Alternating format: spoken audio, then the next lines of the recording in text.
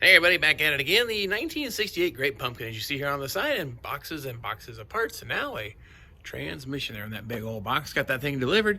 Biggest thing is I need a subframe that is ready to install all these pieces and parts and put it back together because I'm starting to run out of room. So we're going to get into today is going to repair that rust damage there on the where the I guess controller mounts there to the frame.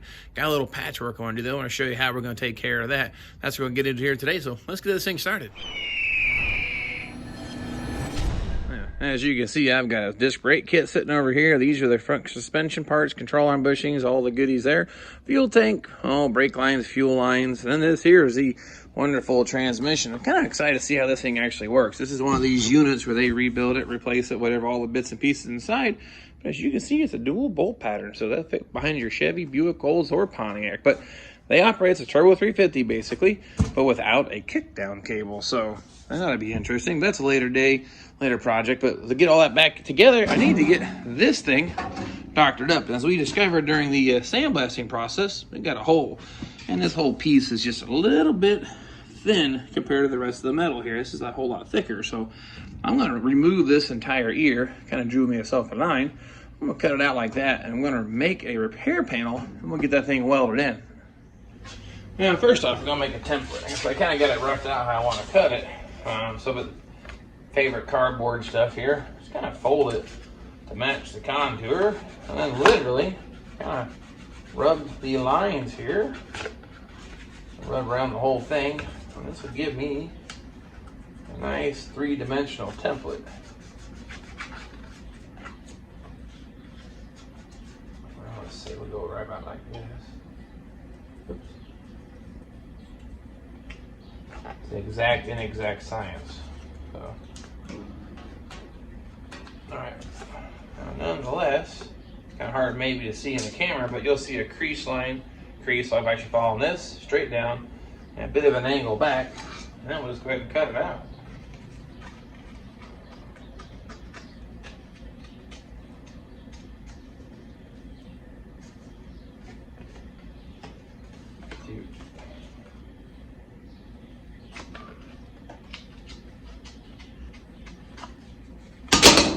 Let's see what that looks like. There you go. Now it lines up with that. Lines up with the radius here. Now I just got to pick my line here. Oops.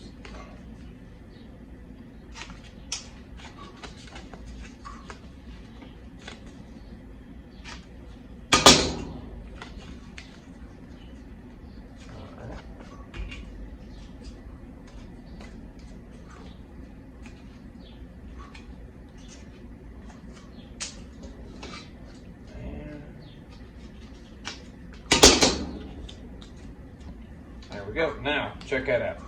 Now I've got a nice template. It has not quite a 90-degree bend, but it's pretty close. It's kind of a weaker radius than that, but I think it's going to work. We'll go ahead and get that thing cut out here. I'll get this traced onto a piece of metal and get it cut out. Now, what I found was this big old chunk of steel that I have left over from another project. Now, it's actually got a nice, almost a perfect 90-degree bend, but I think that's going to work. We'll go ahead and trace that here on the inside of that bend and get that thing cut out. All right, check this thing out here. Now, like I said, this has got that 90-degree bend, which is a little tighter than what the factory had.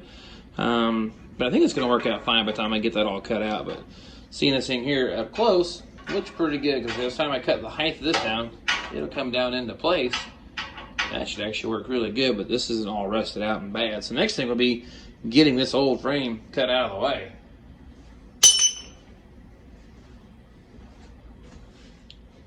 Okay, check this out. This is where you insert the canned applause for wearing my face shield. So let's get this thing cut out.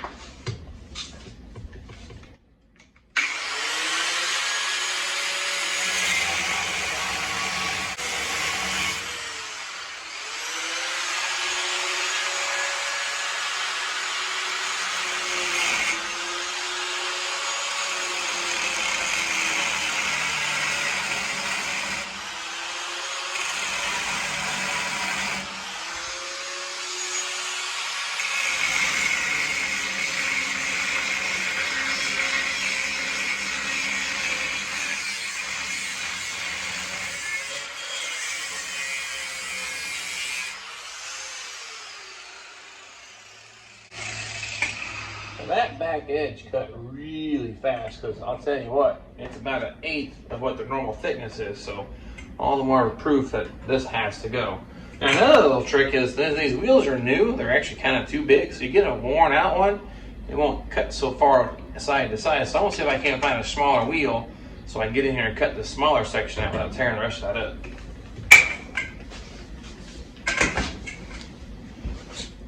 All right, check this out. Changing it here to the smaller wheel compared to this one. And actually now I put it here, check this out.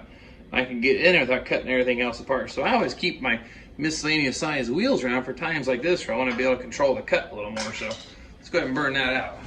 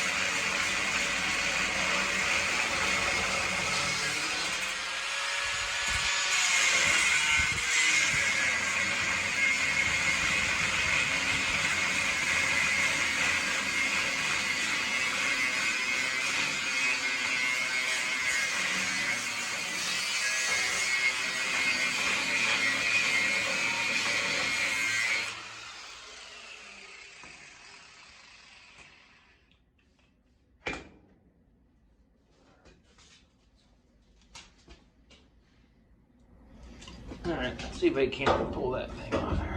Well, that wasn't much. Okay, now we'll come back with your normal regular grinder or flat wheel. We'll clean up all the rest of that old weld there, and then see how this thing looks in place.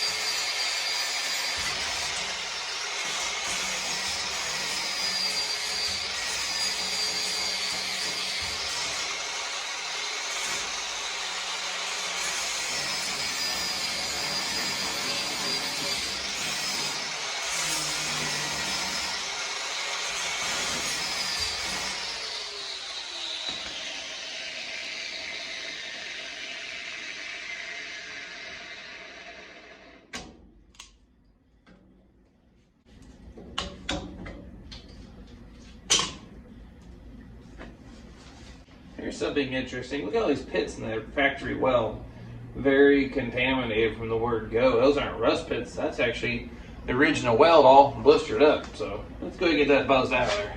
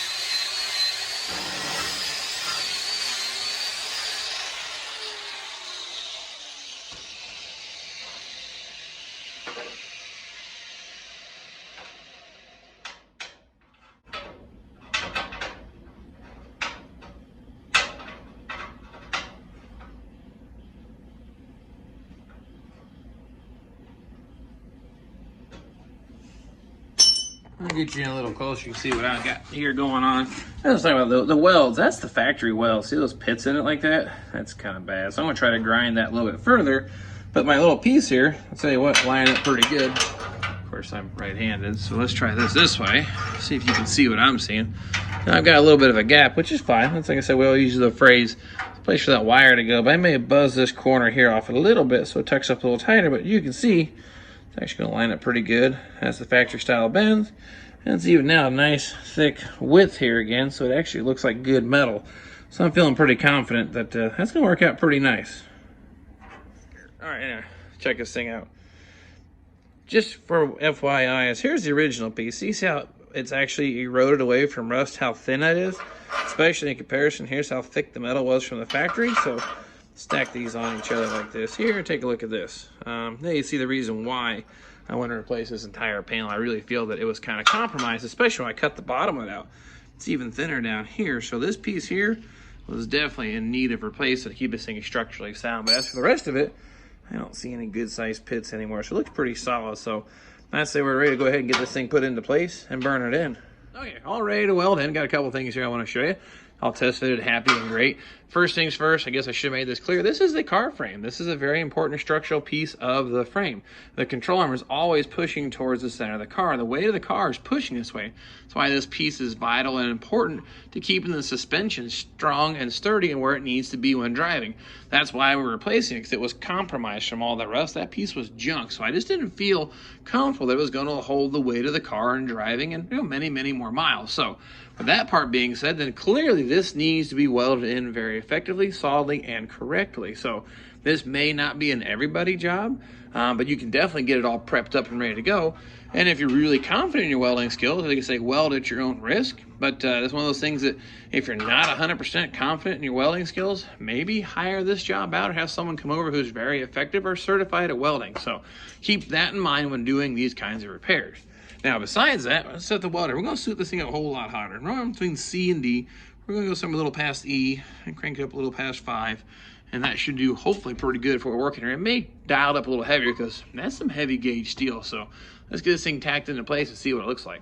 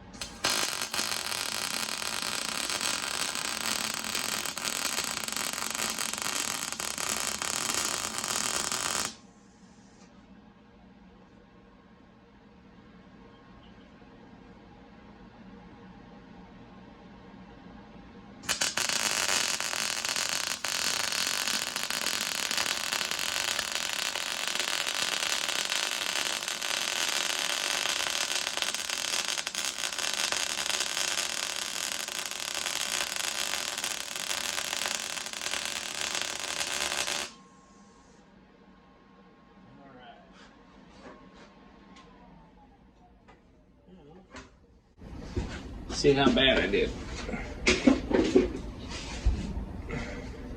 Let's get you back in focus here.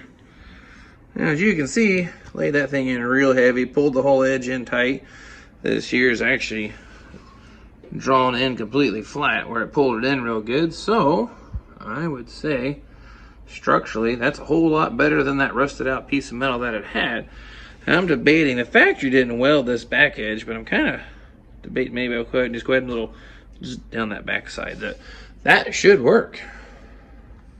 All right, sorry, for those who want to see the inside of the weld here, you got it cranked up high enough, you can actually see the weld actually kind of bubble through the inside. So I know I got full penetration of the full sheet metal, or the thickness of that metal.